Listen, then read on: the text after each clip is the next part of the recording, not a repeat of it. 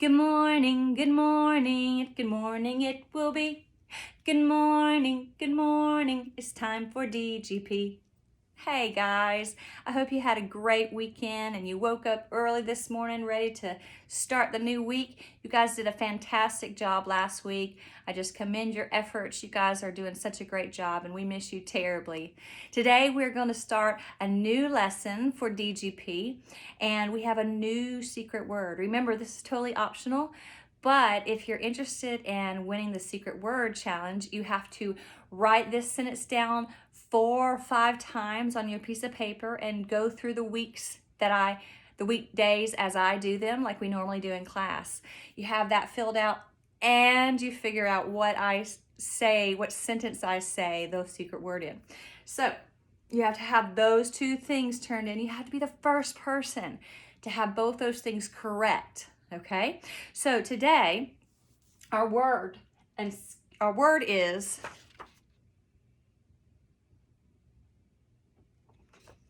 and our sentence says, Aunt Debbie and I visited Seattle, Washington on our vacation. I've never been to Seattle, Washington. Have you? It's rainy there a lot. So today we're going to start with day 1. All right, so we always find our parts of speech. So let's play I Spy.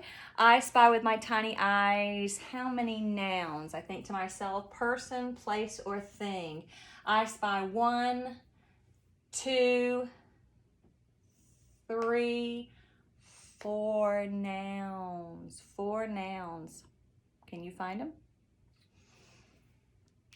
Now, Aunt Debbie, just like Mrs. Konas, it's the title of her name, so they go together. This is her name, and we call names proper nouns, so we're going to make that a capital N. And is just a connecting word. I is not a noun. Visited, person, place, or no. Seattle, ooh, place, yes. Seattle is the name of a city, so we capitalize it. Proper noun. And Washington is a state, so it also is a proper noun, capital N. On, person, place, or thing, no. Our, no. Vacation, thing. Is it a proper noun? No, it's a common noun, right. Just like restaurant is the common noun for McDonald's. McDonald's would be the proper noun. Okay, so the next thing we do is we find our verbs. Let's find our verbs, okay? Remember, verbs are action, helping, or linking.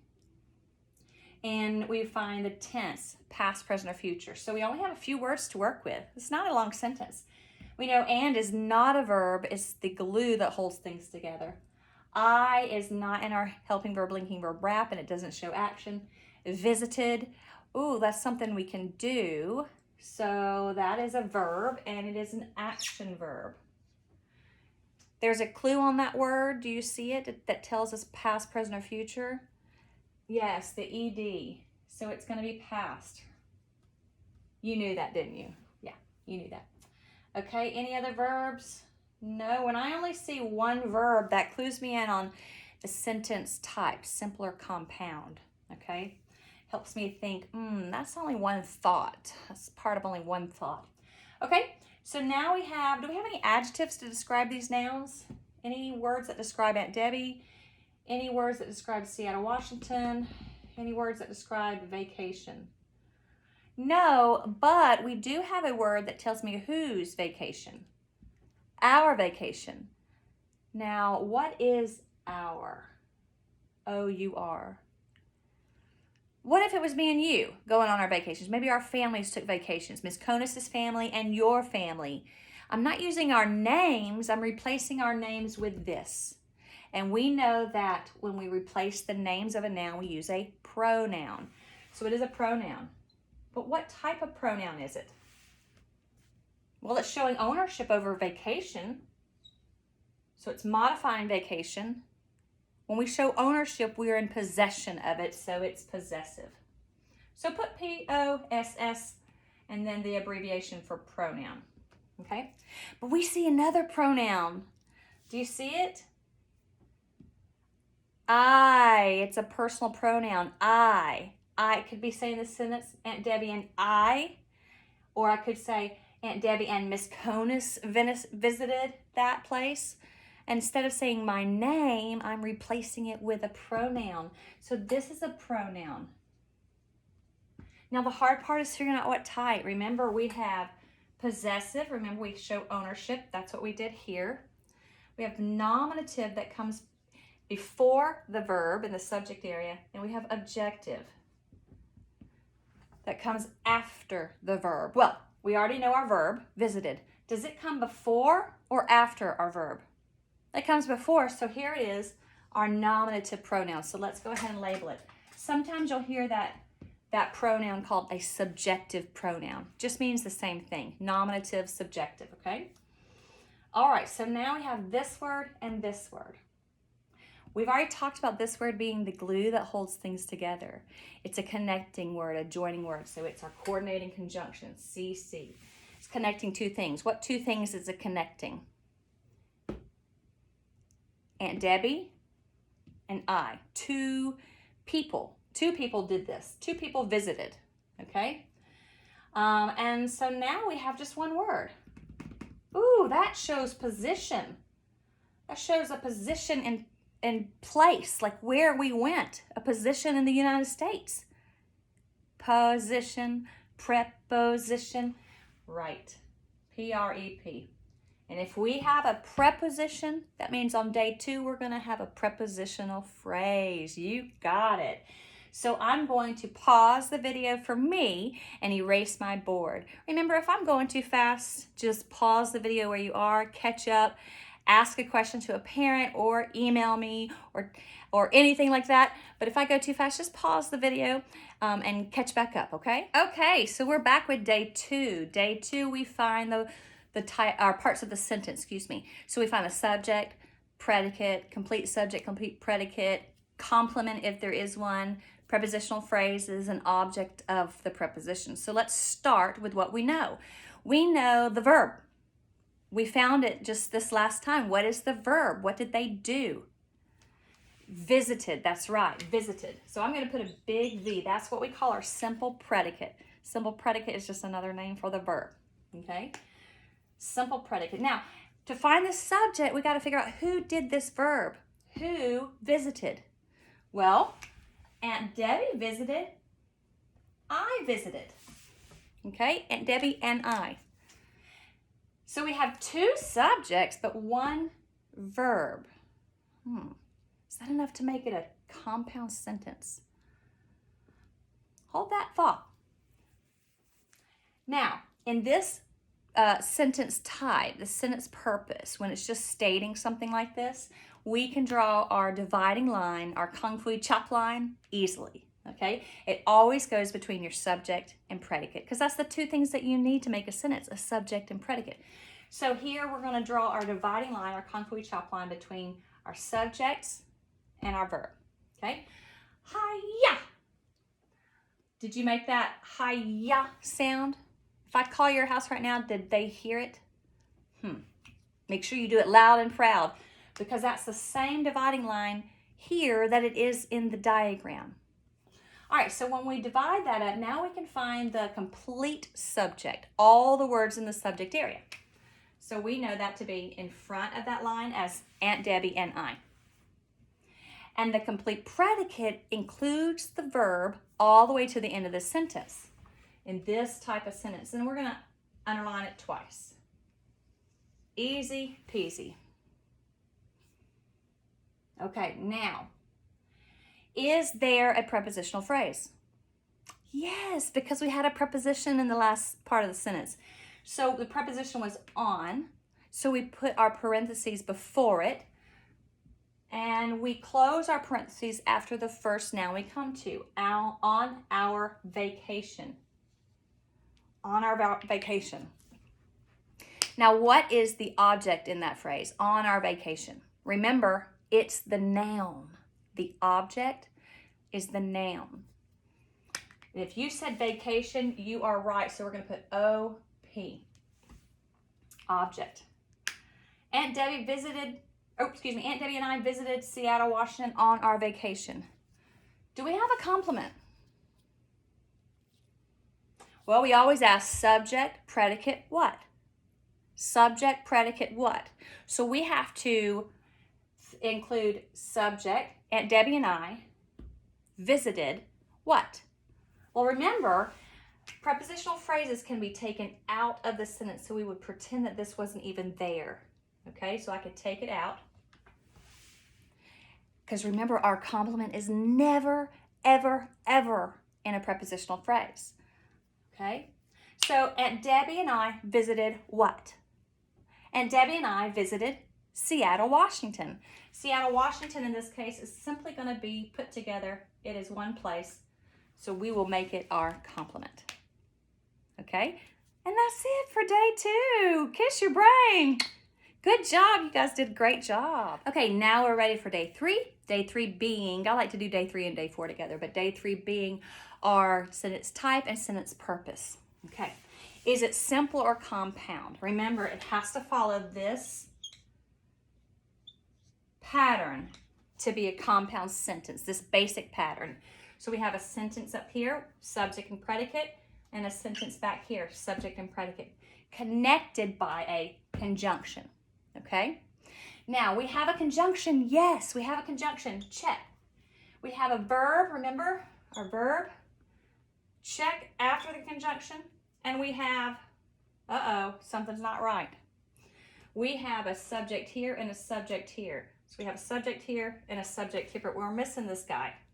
If we miss any part of that, it is not a compound sentence. It's simply a simple sentence.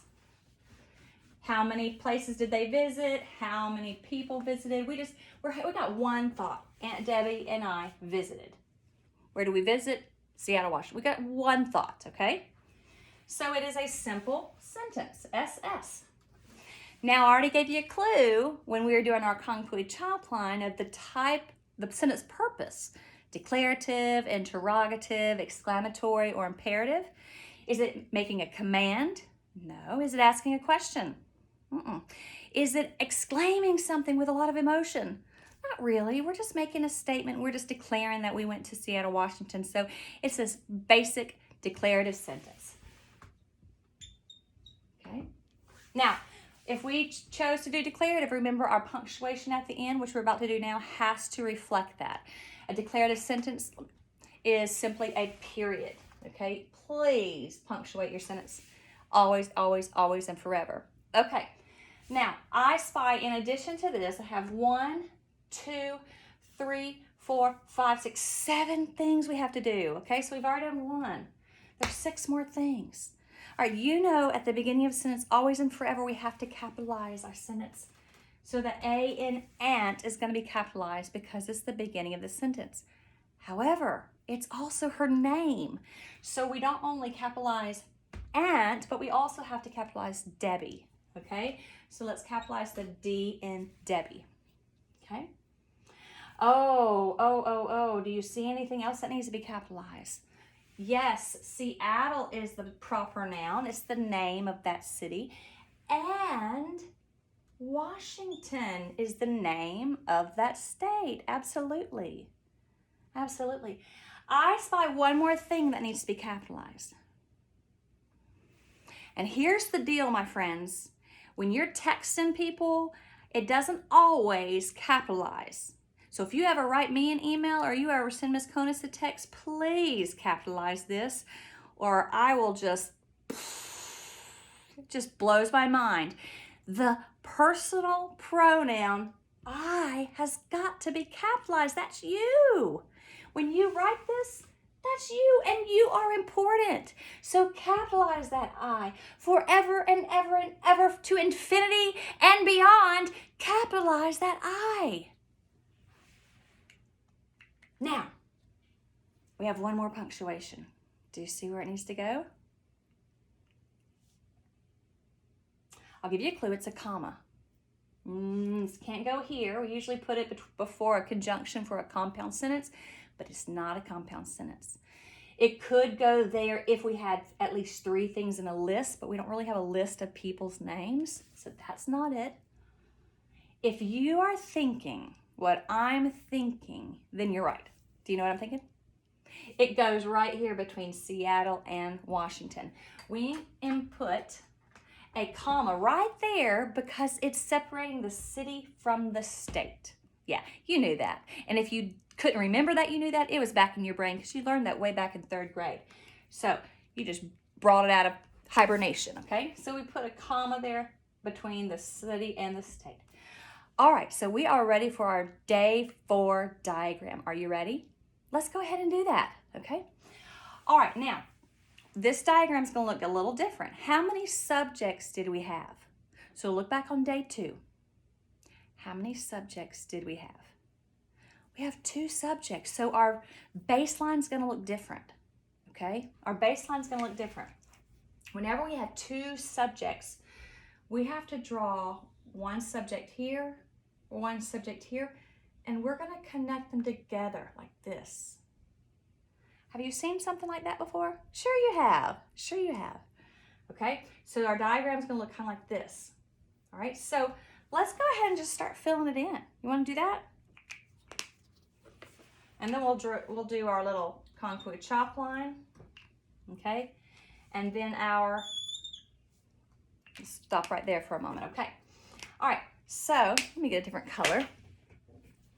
What is our first subject? Aunt Debbie, yes. Aunt Debbie. Did you know that I have an Aunt Debbie? And I actually saw her today. She came over, dropped some toys off for my boys. Aunt Debbie. And the other subject is I. Right. So we can't use them again, so we cross them out. Did you notice how I capitalized my I down here? Make sure you did that too. Okay, now what about this guy? He is our glue. Do you know where he goes? He's connecting Aunt Debbie and I, so he's going to go right here in this triangle. And can you see there? There's a little bit of glare there. Okay, cross it out because we're done with that guy. Aunt Debbie and I did what? On the right side of our concrete chalk line is always our verb, and it's visited. Filling this in should not be a guessing game of where something should go because subject always goes on the left side, predicate or verb goes on the right side. And you've already identified these things in day 1 and day 2. So you just need to go back to what you've looked at to figure it out. All right, so Aunt Debbie and I visited, but we have a complement, didn't we?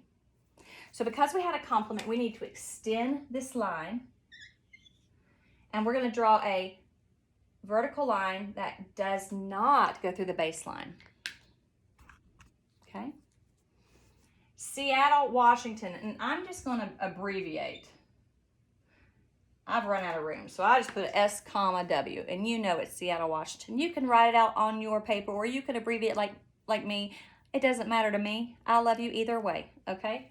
But I'm going to mark it off because I used it. Now, this right here, remember what I said? It should sound like, when you read it across, it should sound like a newspaper headline.